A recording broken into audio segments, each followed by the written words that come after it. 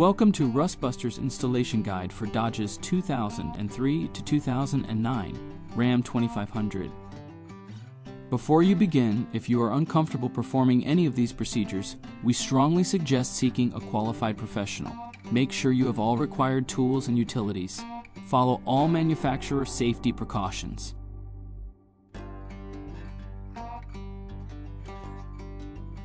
Step 1. Disconnect the vehicle's battery. Inspect for fire hazards such as leaking fuel lines or engine components. Repair or remove any hazards before starting. Step 2. Unbolt the truck's cab and lift it to create working clearance and remove the fuel tank. Remove fuel lines and any other lines or brackets from the work area. Remove the evap canister on the driver's side. Step 3. This frame repair kit covers the section of frame that houses the middle cab mount. If the mount needs to be replaced, remove it now. Cut the welds and grind the frame rail smooth. If you are keeping the middle cab mount, remove the perforation from the frame section. Step 4. Hold the frame section up to the frame rail and mark its coverage. Cut along the length of the frame rail.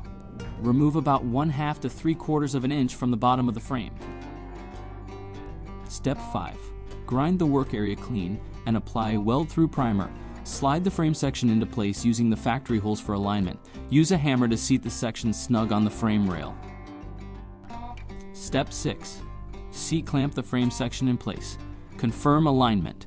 Following proper welding procedure, tack weld the part in place, then fully weld all edges. Step 7. If you remove the middle cab mount, install the replacement now. Before installing the replacement, weld the perforation lines closed. This seals the frame section from water and debris. Finally, apply a rust-inhibiting top coat. We recommend our Rustbuster Rust Converter and Primer Spray Paint. Once dry, reinstall the fuel tank and fuel lines and any other lines or brackets.